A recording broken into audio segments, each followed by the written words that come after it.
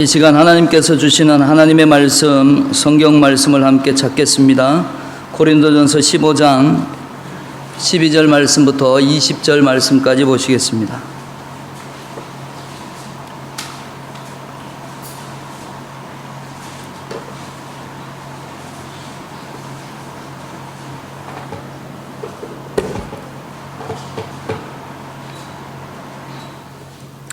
고린도전서 15장 12절 말씀부터 20절 말씀까지 교독하시겠습니다. 제가 먼저 12절 마지막 절은 같이 읽겠습니다. 그리스도께서 죽은 자 가운데서 다시 살아나셨다 전파되었거늘 너희 중에서 어떤 사람들은 어찌하여 죽은 자 가운데서 부활이 없다 하느냐. 만일 죽은 자의 부활이 없으면 그리스도도 다시 살아나지 못하였으리라. 그리스도께서 만일 다시 살아나지 못하셨으면 우리가 전파하는 것도 헛것이요 또 너희 믿음도 헛것이며 또 우리가 하나님의 거짓 정언이로 발견되리니 우리가 하나님이 그리스도를 다시 살리셨다고 정언하였음이라. 만일 죽은 자가 다시 살아나는 일이 없으면 하나님이 그리스도를 다시 살리지 아니하셨으리라.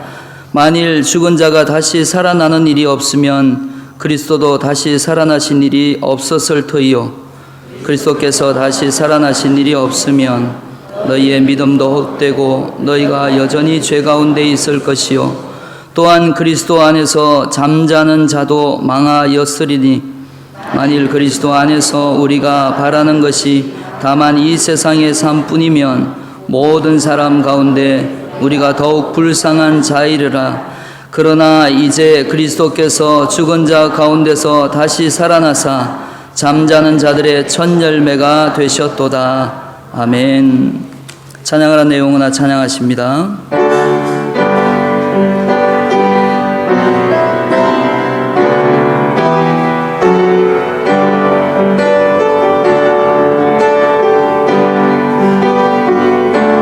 찬양하라 내 영혼아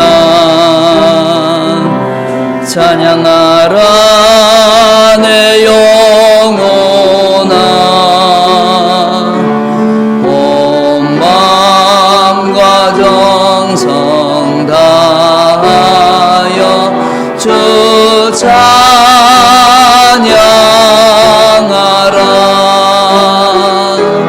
경배하라 내 영혼아 경배하라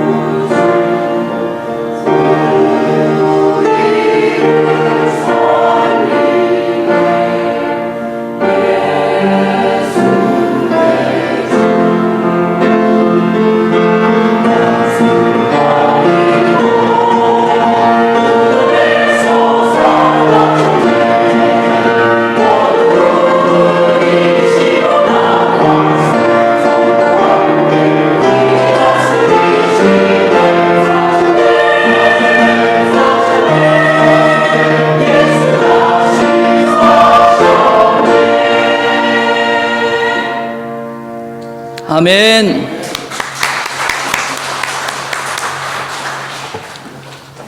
주님이 다시 사셨습니다.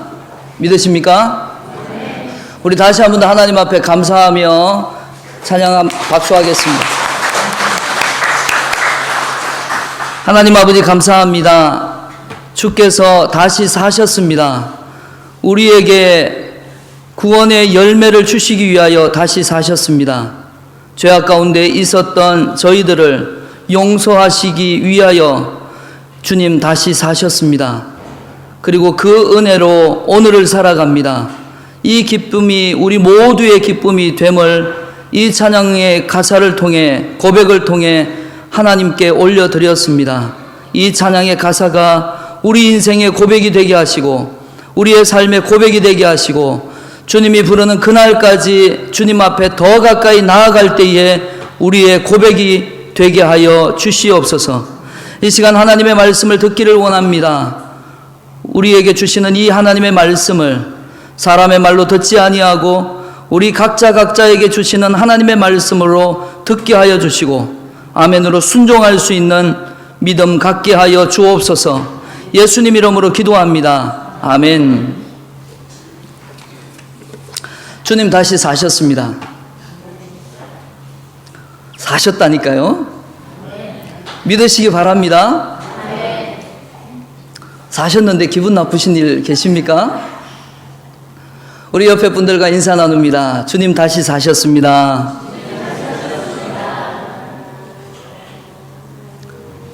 여러분, 주님 다시 사셨다고 그러면 우리의 표정도 살아나야죠. 주님 다시 사셨습니다. 다시 한 번 더 인사 나눌 때 이렇게 웃으면서 우리도 삽시다.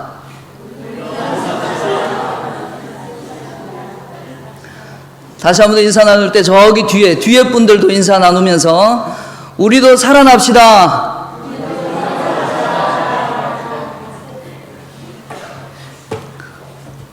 주님 다시 사셨습니다. 얼마나 기쁜지 모릅니다. 우리에게 산 소망이 되어 주시기 위하여 주님 다시 사셨습니다. 그럼에도 불구하고 지난 고난주간에 우리는 깊이 주님의 고난을 묵상했습니다. 예수님이 그 연약하신 몸으로 십자가를 지고 골고다 언덕을 향해 가게 되실 때 원수 마귀들은 얼마나 기뻐했을까 생각해 보았습니다. 그보다 가혹한 형벌이 있다면 그것을 당하게 하고 싶었을 것이다 생각했습니다. 그리고 그들은 이제야 우리가 생각한 목적을 다 이루었다고 만족해 했을 것이다 라고 우리는 짐작해 보았습니다. 그리고 예수님이 십자가에 죽으시기 전 예수님을 보며 조롱까지 합니다. 내가 만일 하나님의 아들이라면 그 십자가에서 내려와 보라. 그러면 그들이 믿겠다라고 그렇게 조롱하며 예수님을 향해 비난했습니다. 예수님은 우리의 모든 죄를 지시고 십자가에서 대신 죽으셨습니다. 내가 져야 할 십자가였습니다. 내가 당해야 할 고통이었습니다. 내가 맞아야 할 채찍입니다.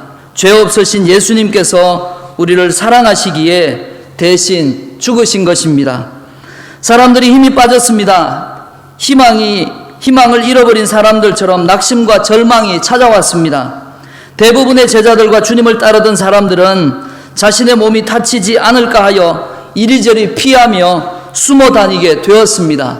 도망하게 된 꼴입니다. 모든 것을 포기한 채 절망 가운데 있었습니다. 그러나 예수님은 죽음에 머물러 계실 수 없으셨습니다. 죽은 지 3일 만에 약속대로 다시 살아나셨습니다. 어둠을 이기시고 부활하셨습니다. 그리고 두려움에 떨고 있는 제자들에게 직접 자신의 몸을 보이시면서 예수 다시 사셨다는 것을 사실로 보여주셨습니다. 예수님은 다시 살아나셨습니다. 모든 사람들에게 보이셨습니다. 예수님을 장사 지낸 무덤은 빈 무덤으로 남겨져 있었습니다. 이것은 예수님이 다시 살아나셨다는 것이 사실임을 우리에게 증거하고 있는 것입니다. 그런데 예수님의 제자들 가운데 도마라고 하는 사람은 부활하신 예수님이 제자들에게 나타나셨을 때에 그 자리에 없었습니다. 그래서 제자들이 예수님이 다시 사셨다고 말할 때 그는 뭐라고 대답을 합니까? 나는 내가 직접 만나서 예수님의 손을 만져보고 그 옆구리의 창자국을 확인하기 전에는 내가 믿지 못하겠다라고 합니다. 사실 그것도 이해가 되는 부분일 겁니다. 십자가의 모진 고통을 당하시고 손과 발에 못을 박혀 죽으신 예수님이 다시 살아나셨다는 말이 가능한 말입니까? 그래서 봐야 믿겠다라고 하는 말입니다. 나도 믿고 싶은데 너희들처럼 나도 봐야 믿겠다라는 겁니다. 내 두 눈으로 확인해야 믿겠다는 겁니다.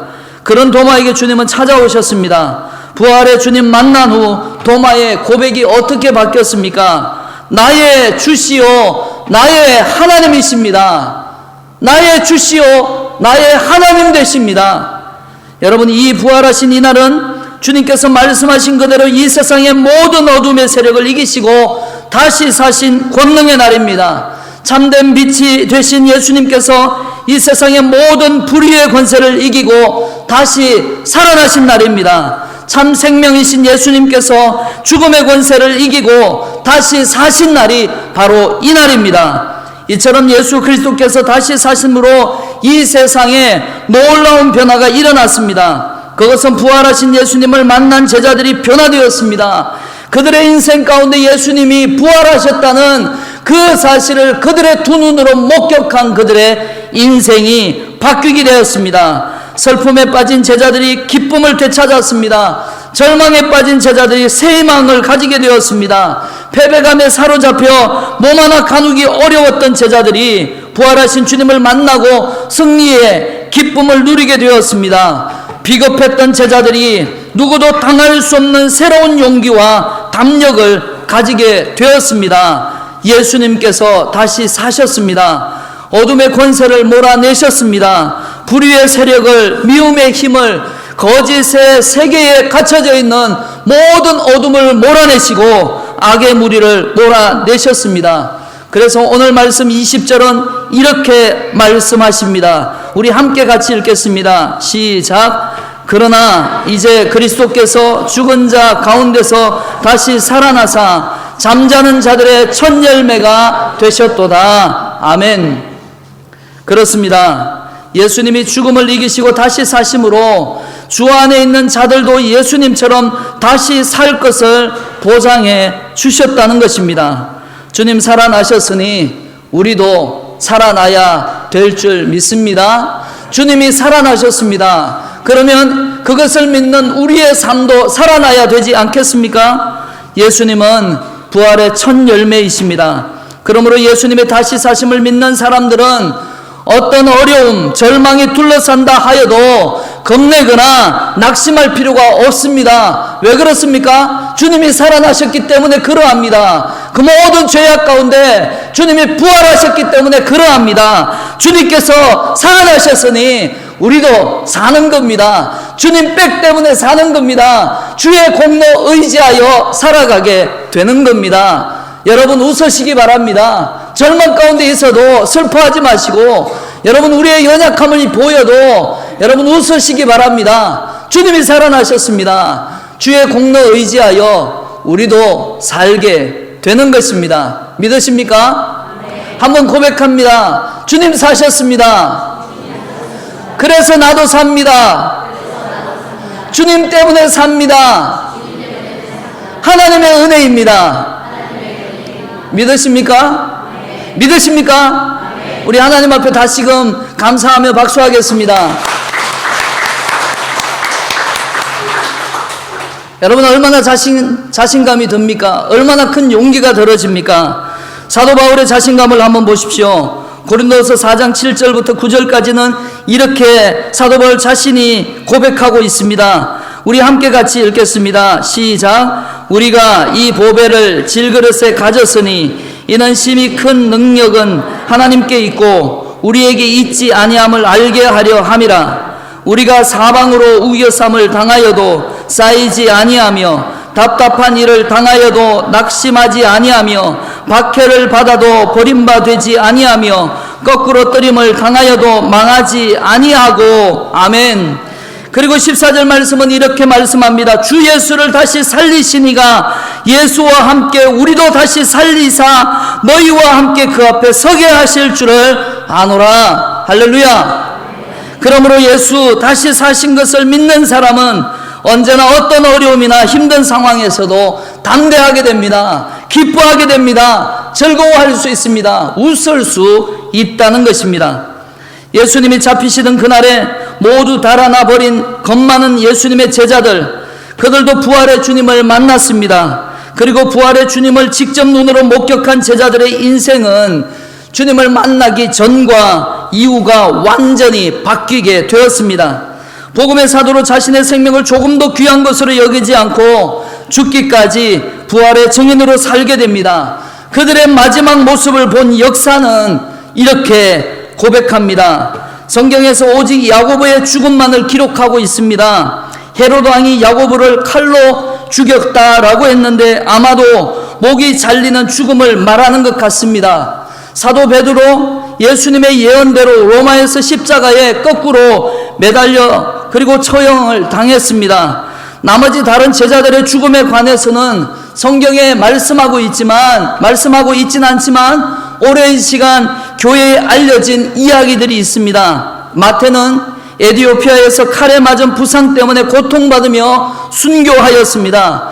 요한은 로마의 박해의 기간 동안 기름이 끓는 큰 가마솥에 처해져서 순교를 맞이했습니다. 그러나 그는 기적적으로 죽음을 면했습니다.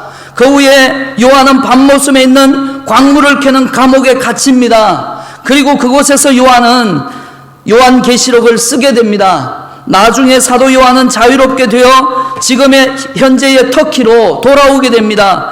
그리고 그는 자유의 몸이 되어 늙어 죽었는데 평화롭게 죽은 유일한 사도 중에 한 사람입니다. 예수님의 형제 야고보는 예루살렘의 교회의 지도자였습니다. 그가 그리스도에 대한 믿음을 끝까지 부인하지 않자 성전 남동쪽 꼭대기 약 30m 공중에서 사람들은 그의 몸을 땅 아래로 던졌습니다. 그의 원수들은 야고보가 그래도 죽지 않은 것을 발견하고는 몽둥이로 때려서 그를 죽였습니다. 이 성전 꼭대기는 사탄이 예수님을 시험할 때 데리고 갔던 곳으로 사람들은 생각하고 있다 합니다.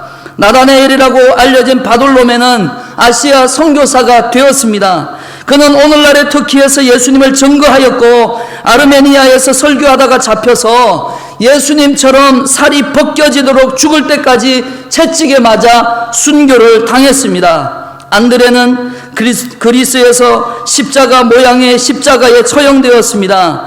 7명의 군사들이 그를 심하게 채찍질을 한 후에 극도의 고통을 연장시키기 위해 끈으로 그의 몸을 십자가에 단단히 묶었습니다. 그의 제자들은 안드레가 십자가로 이끌릴 때 다음과 같은 말을 하며 그 십자가 지는 것에 대하여 기뻐했다고 합니다. 뭐라고 얘기한지 아십니까? 나는 오랫동안 이 행복한 순간을 기다리고 왔다. 십자가는 거기에 달리신 그리스도의 몸에 의해 거룩하게 되어 있기에 나는 기쁘다. 안드레는 죽는 순간까지 십자가에 묶여 죽는 순간 그 이틀 동안 그를 고문한 사람들에게 계속해서 그리스도의 복음을 전하였다 합니다.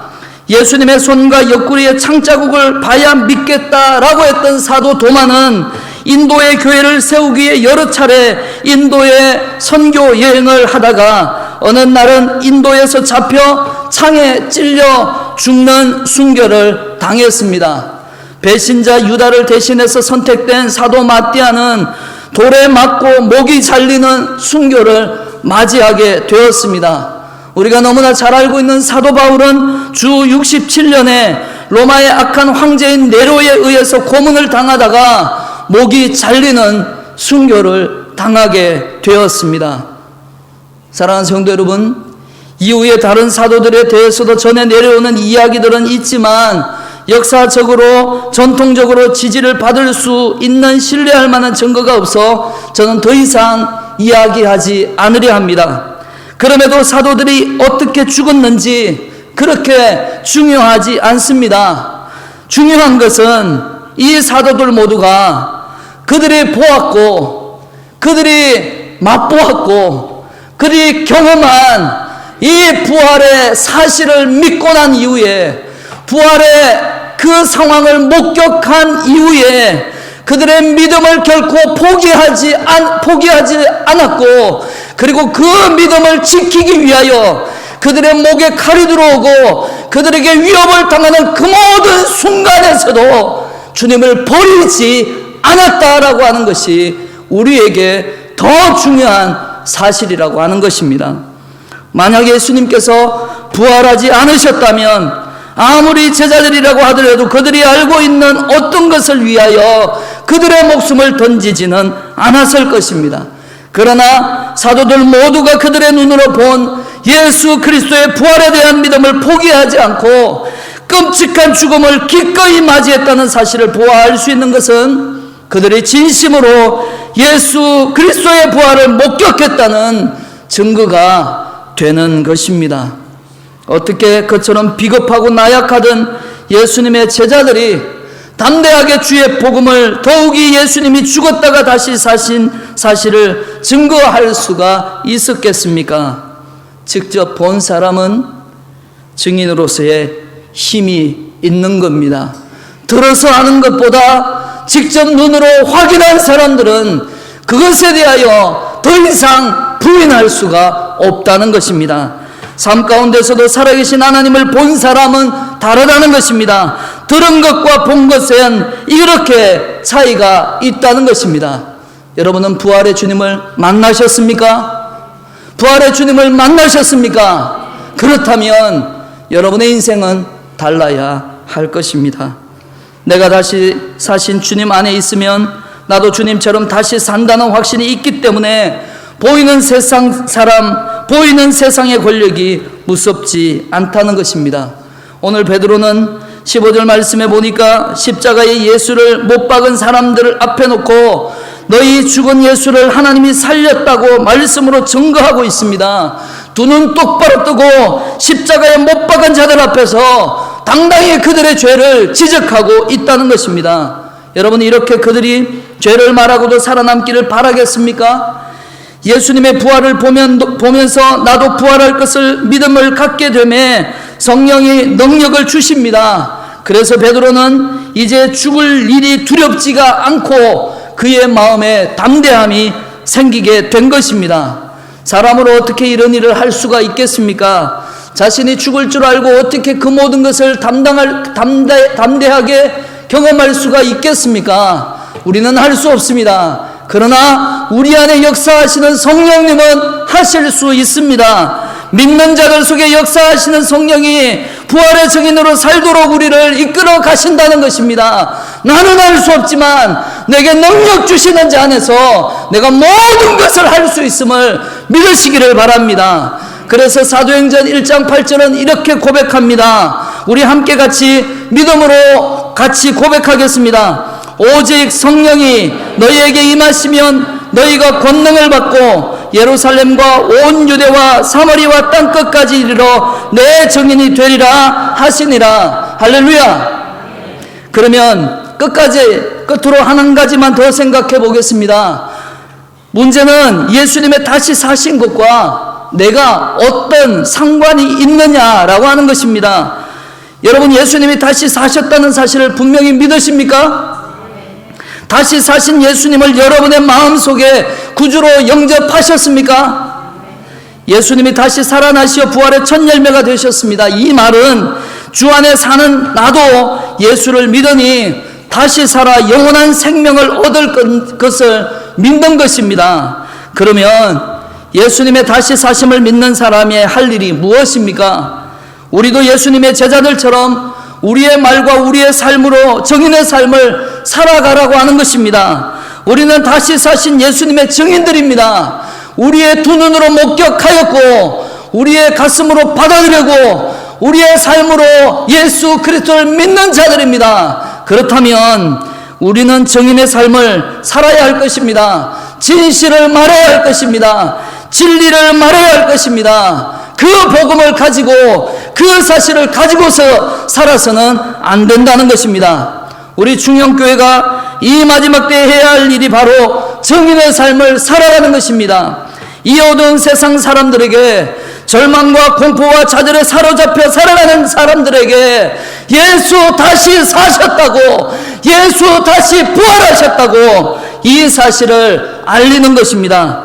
그러므로 아무리 어려운 환경 가운데 처해도 낙심하지 마시기 바랍니다. 두려워하거나 겁내지 마시기 바랍니다.